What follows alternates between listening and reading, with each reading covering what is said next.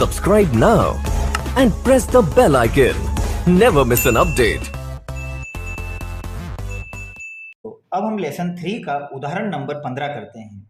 बच्चों, उदाहरण नंबर 15 परीक्षा की दृष्टि से बहुत ही इम्पोर्टेंट है।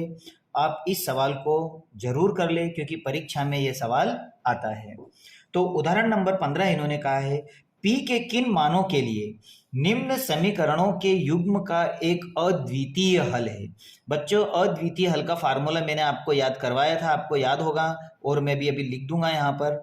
तो एक अद्वितीय हल है और अद्वितीय हल में इन्होंने मुझे यहाँ पर युग्म क्या दिया है, 4x plus P Y plus 8 बराबर 0 और 2x प्लस 2y प्लस 2 बराबर 0। और इस युग्म से मुझे p का मान याद करना है और फार्मूले का यूज मुझे करना है अद्वितीय हल से। मेरे पास में यहाँ पर a1 a2 और b1 b2 तथा c1 c2 के मान क्या है। तो मैं लिख लेता हूं कि जहां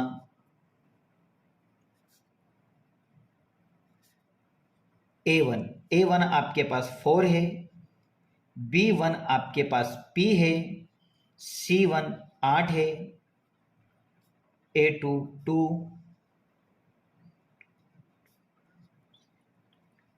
और b2 भी 2 है और c2 भी 2 है। अब क्वेश्चन में इन्होंने मुझे कहा है कि आपको p का मान निकालना है और इसमें अद्वितीय हल से मुझे फाइंड करना है कि समीकरणों के युग्मों का एक अद्वितीय हल हो। तो अद्वितीय हल के लिए जब मैंने आपको बेसिक पार्ट समझाया था तो उसमें आपको अद्वितीय हल, कोई हल नहीं और अपरिमित रूप से अनेक हल, तीनों फार्मूले याद करने के लिए कहा था, तो आपने याद कर लिया होगा। तो मैं लिख देता हूं यहाँ पे, समीकरण का एक अद्वितीय हल होगा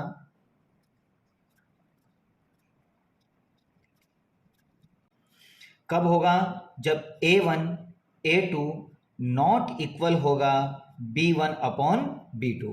तो बच्चों, a1 a2 और b1 b2 की वैल्यू मुझे यहां से पुट कर देना है। a1 का मान क्या है 4, a2 का मान क्या है आपके पास 2, नॉट इक्वल होगा b1 का मान आपके पास p है और b2 का मान आपके पास 2 है। तो अब बच्चों मैं यहां पर देखता हूं कि ये जो मेरे पास दोनों 2 2 है, ये दोनों इक्वल है यहां पर, तो मैं 2 से 2 यहां पर कैंसल कर सकता हूं। अब मेरे पास में P नॉट इक्वल है 4, तो मेरा मान आया यहां पर कि P नॉट इक्वल है 4। तो मैं कह सकता हूं कि अतः 4 के अतिरिक्त, क्योंकि यहां पर P नॉट इक्वल है 4, तो मैं कह सकता हूं कि 4 के अतिरिक्त P के प्रत्येक मान के लिए आप जितने भी मान रखोगे वो सभी मान दिए हुए समीकरण का एक अद्वितीय हल होगा। P में 4 को छोड़कर आप जितने भी मान रखते हो तो वह सभी ही समीकरण युग्म का एक अद्वितीय हल है। तो मैं लाइन लिख लेता हूं,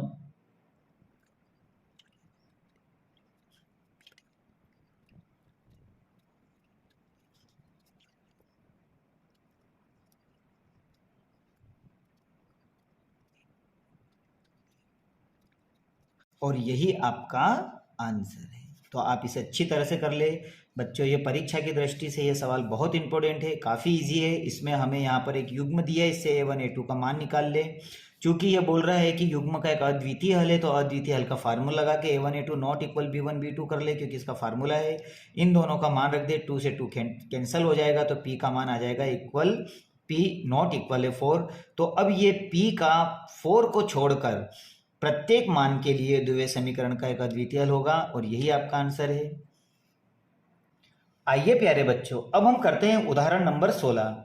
बच्चों, उदाहरण नंबर 15 और उदाहरण 16 परीक्षा की दृष्टि से अत्यंत ही महत्वपूर्ण है और यह परीक्षा में अधिकतर दोनों ही उदाहरण के सवाल आते हैं। तो आप इन दोनों सवालों को अच्छी तरह कर ले।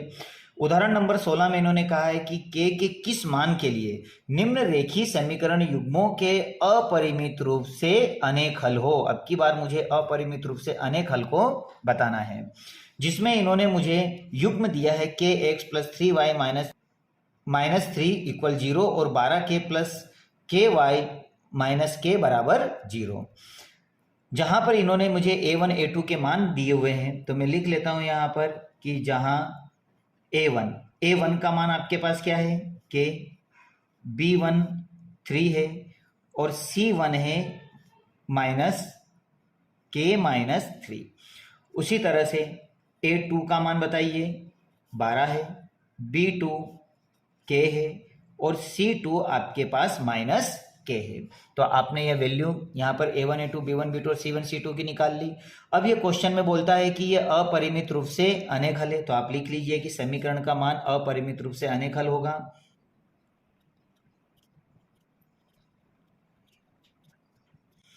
तो बच्चों समीकरण का मान अपरिमित रूप से अनेक हल कब होगा? जब इसके सारे वैल्यू बराबर होगी, अर्थात A1 A2 बराबर होगा, B1 B2 बराबर होगा C1 C2। आपने इसका ये फार्मूला अच्छी तरह से याद कर लिया होगा। फार्मूले सभी पहले कंप्लीट करें, उसके बाद ही आगे के सवालों पे बढ़े, अन्यथा आपको सवालों को करने में समस्या रहेगी। तो सबसे पहले फार्मूले। अब A1 का मान बताओ। A1 का मान K है, A2 का मान आपके पास 12 है, B1 का मान 3 है और B2 का मान आपके पास K है, इक्वल C1 का मान माइनस K माइनस 3 है और C2 का मान माइनस K है। तो बच्चों हम पहले इन दोनों को लेकर हल करते हैं और देखते हैं K का मान क्या आता है। तो K अपॉन 12 अपॉन में 3 अपॉन K। जब मैं इनका क्रॉस मल्टीप्लाई करता हूं तो ये आएगा K स्क्वायर और 12 का जब इसमें करूंगा तो ये आएगा 36। अब स्क्वायर यहाँ पे रूट लगा लेगा तो K बराबर हो जाएगा धन ऋण में हमारे पास हुआ 36 और 36 का वर्गमूल क्या है हमारे पास में धन ऋण में 6। तो मैं कह सकता हूं कि जो K का मान है वो हमारा आएगा 6। तो बच्चों इन दोनों का मान इक्वल करने पर हमारे पास में 6 आया। अब हम इन दोनों का मान इक्वल करके देखते हैं कि इसका मान क्या आता है। तो मैं लिखता हूं जहां अब यहां से देखें 3K बराबर है माइनस K माइनस 3 अपॉन में माइनस K। तो अब इन दोनों को जब हल करते हैं देखो माइनस से माइनस कैंसिल हो जाता है और यहाँ पर देखो ये इक्वल है और K भी बराबर है, तो K से K को भी हम काट यहाँ सकते हैं। तो मेरे पास क्या बचेगा 3 बराबर K माइनस 3 और 3 का जब मैं पक्षांतरण करता हूँ तो 3 माइनस से उधर हो जाएगा प्लस, बराबर हो जाएगा K। तो K का मान हो गया 6। तो हमारा इस मान से भी हमारा K का मान 6 ही आया। तो दोनों मान हमारे 6 आ चुके हैं। तो अब मैं यहाँ लिख सकता हूं कि इसलिए K का मान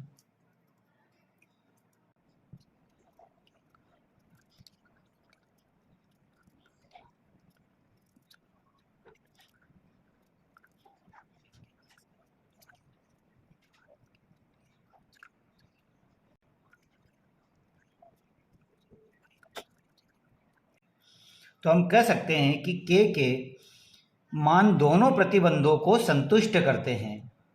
अतः K बराबर 6 है, इसलिए इस मान के लिए जो हमारी समीकरणें बनी हैं इन समीकरणों के अपरिमित रूप से अनेक हल होंगे। Subscribe now and press the bell icon. Never miss an update.